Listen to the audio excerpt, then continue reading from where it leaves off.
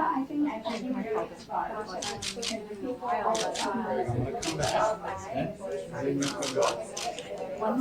So I think where we start this season, season 3, is with a lot of growing pains. Me trying to step into that role, not really being well equipped to do it, and Christine Baranski's character feeling very miffed and pushed out and competitive.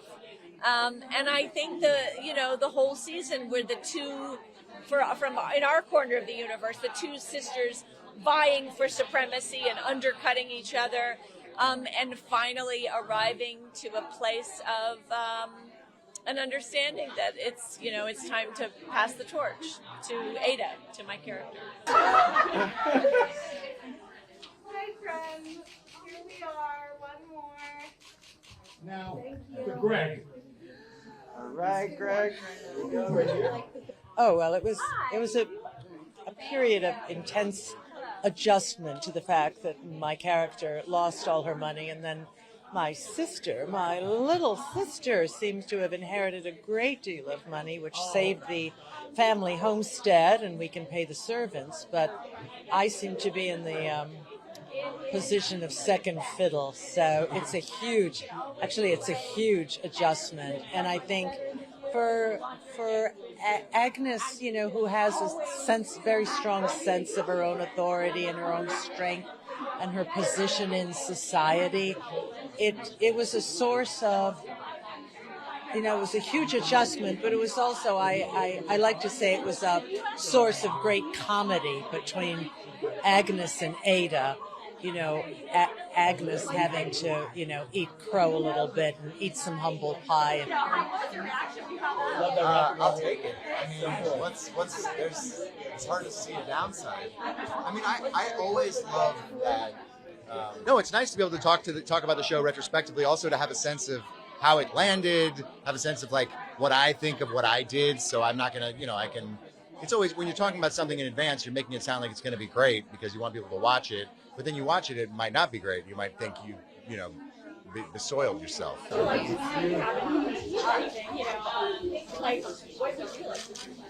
mean, I can't see anything I've seen scripts or heard anything, but I'm hopeful that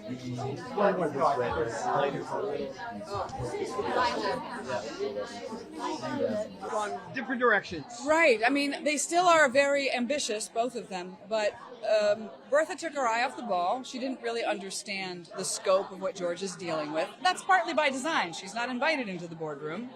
And she underestimated how George felt about what was happening with Gladys. And then factor in that he has this near-death experience that's very far from her, and the ground is really shifting under her feet, and she's lost the place where she feels most comfortable being vulnerable. Thank you. How about one to this guy? Thank you so much. What's so interesting about our show is that we have a lot of powerful women in our show who work behind the scenes socially, and if those women if we brought them out of 1885 and put them in 2025, they would be running the world. They would be in C-suites, they would be in tech, they would be in government, but back then, that's what their roles were. But essentially, what Julian Fellowes does so brilliantly is he creates characters that we just are authentic and we fall in love with.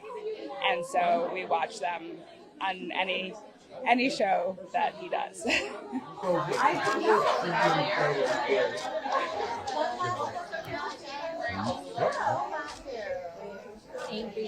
I'm a fiercely protective mama bear, so in that part, that is absolutely me. Women in that time had to be dynamic and very secretive, and they had to be sly about the way that they were dynamic because it was still very much a patriarchy, and there's only so much you could do just on your own. So Dorothy is one that is very sly in the way that she's dynamic. Should we just chat? Let me get that smile again. Coming and Carrie Coon. I mean, I just think that theater actors are the Olympians of our industry, and so it's really special for all of us to get to share the spotlight this way, and I feel like our craftsmanship just speaks such a good language together, and we just get to be like a theater camp on set.